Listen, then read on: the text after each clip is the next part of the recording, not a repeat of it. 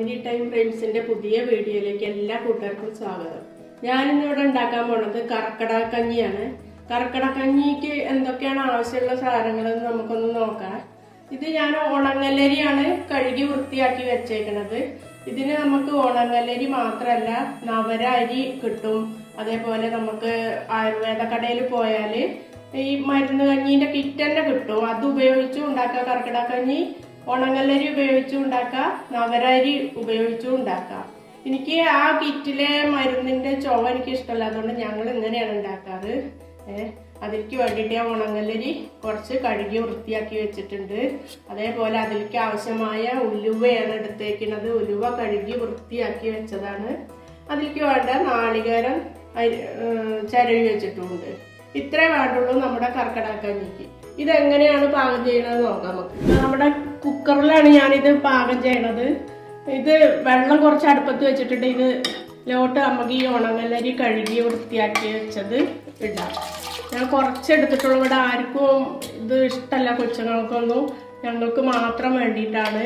അപ്പോൾ ഈ ഉലുവയ്ക്കൊക്കെ ഭയങ്കര കയ്പൊക്കെ ഉണ്ടാവുമല്ലോ, അത് കുട്ടികൾക്കൊന്നും ഇഷ്ടമല്ല. അപ്പോൾ അതുകൊണ്ട് ഞങ്ങൾ മാത്രമേ ഇത് കഴിക്കാറുള്ളൂ. ഇതിന് നമ്മൾ എത്രയാണോ ഉണങ്ങലരി എടുക്കണേ അത്ര ഉലുവ എടുക്കണം എന്നാണ് പറയാറ്. പക്ഷെ ഇതിന് നല്ല കയ്പ് ഉണ്ടാവുകൊണ്ട് കുറച്ച് എടുത്താൽ മതി. ഉലുവേൻ്റെ ടേസ്റ്റൊക്കെ എല്ലാവർക്കും ഒന്നും ഇഷ്ടപ്പെട്ടു എന്നൊന്നും വരില്ല. അപ്പോൾ ഇത് നമ്മളൊരു മരുന്നായിട്ടാണ് കർക്കിടക മാസത്തിൽ കഴിക്കണത്. കർക്കിടക മാസത്തിലൊക്കെ പണ്ടുള്ളവരൊക്കെ ഇങ്ങനെ കർക്കിടക കഞ്ഞി, കർക്കിടകത്തിന് വേറൊരു മരുന്നുണ്ട്, തേങ്ങ മരുന്ന് എന്നൊക്കെ പറയും. അതൊക്കെ കഴിക്കുന്നതാണ്. ഈ ഭൂമിയൊക്കെ മഴ പെയ്ത് തണുത്തതല്ലേ, അപ്പോൾ നമ്മുടെ ശരീരവും അപ്പോൾ തണുക്കുമല്ലോ. അപ്പോൾ നമ്മൾക്ക് ഈ ജീരകം, കടുക്, ഉലുവ ഇതൊക്കെ നമ്മുടെ ശരീരത്തിലെ നാഡീഞരമ്പുകൾക്കൊക്കെ ഉത്തേജനം നൽകി നമുക്ക് വേദനകളും കടച്ചിലുകളൊക്കെ മാറ്റുന്നാണ് പണ്ടുള്ളവരൊക്കെ പറയുന്നത്. അപ്പോൾ അതുകൊണ്ട് നമ്മളും ഇപ്പോഴും ഇത് പിന്തുടർന്ന് പോരുന്നവരുണ്ടാവും. അപ്പോൾ ഞങ്ങൾ അങ്ങനെ കഴിക്കാറുണ്ട്. ഈ മാസം ആയാൽ, കർക്കിടക മാസം ആയാൽ ഞങ്ങൾ കർക്കിടകം കഴിയണ വരെ കർക്കിടക കഞ്ഞി കുടിക്കും. അപ്പോൾ ഇത് ഒന്ന് വെന്ത് വരട്ടെ, അതുവരെ നമുക്കൊന്ന് വെയിറ്റ് ചെയ്യാം.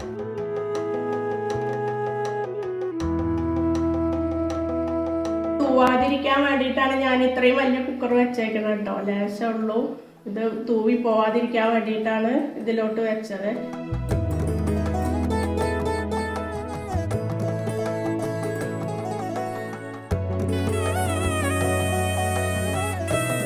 അപ്പൊ നമ്മുടെ ഉലുവാക്കഞ്ഞി എന്തായി നോക്കട്ടെ കേട്ടോ. ഉലുവാക്കഞ്ഞി നന്നായി വെന്തൊക്കെ വന്നിട്ടുണ്ട്. ഇനി ഇതിലേക്ക് നമുക്ക് ചിരകി വെച്ച ആ നാളികേരം കൂടി ഒന്ന് ചേർത്തിട്ടൊന്ന് ഇളക്കാം കേട്ടോ. നാളികേരം ഇതിലേക്ക് ഇടണം എന്തിനാന്ന് വെച്ചാല് ഉലുവേന്റെ കയ്പ് കുറച്ചൊക്കെ ഒരു ആശ്വാസത്തിന് വേണ്ടിയിട്ടാണ് കേട്ടോ. ഒരു സ്വാദൊക്കെ വേണ്ടേ ഉലുവ കഞ്ഞി കുടിക്കുമ്പോൾ. വെള്ളമില്ലാതെ ഉണ്ടാക്കാം, വെള്ളത്തോടൊക്കെ വേണമെങ്കിൽ അങ്ങനെ ഉണ്ടാക്കട്ടോ. ഞാൻ ഇങ്ങനെയാണ് ഉണ്ടാക്കാറ്. ഇത് ചൂടോടെ കൊണ്ട് കഴിക്കുക. രാവിലെയോ അല്ലെങ്കിൽ ഒരു 10 മണിയൊക്കെ ആകുമ്പോൾ ചൂടോട് കൂടി കഴിക്കുക. നല്ലതാണ് ശരീരത്തിനൊക്കെ.